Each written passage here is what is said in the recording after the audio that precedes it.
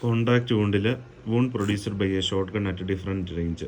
Contact വൂണ്ടിൽ contact ചെയ്ത് വൂണ്ടാണെങ്കിൽ split wound from contact over bone, burning, soot, tattooing, carbon monoxide, bruise, wads within the wound.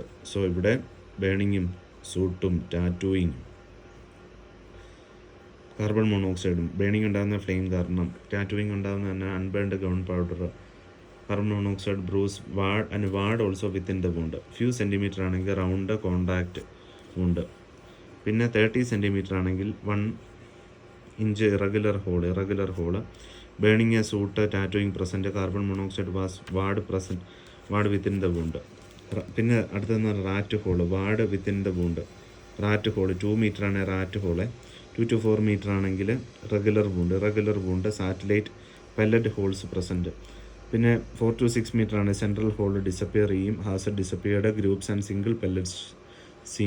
Single പെല്ലറ്റായിട്ട് കാണാൻ പറ്റും. More than 6 metre ആണെങ്കിലോ no central hole, uniform pellet holes scene.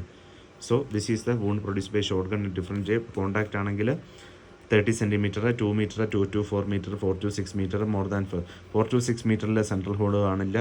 Rat hole വരുന്ന 2 മീറ്ററിലാണ്. Wads within the wound. പിന്നെ irregular വൂണ്ടാണെങ്കിൽ satellite പോലെ കാണുകയാണെങ്കിൽ അത് 2 to 4 മീറ്ററാണ്. Okay, thank U.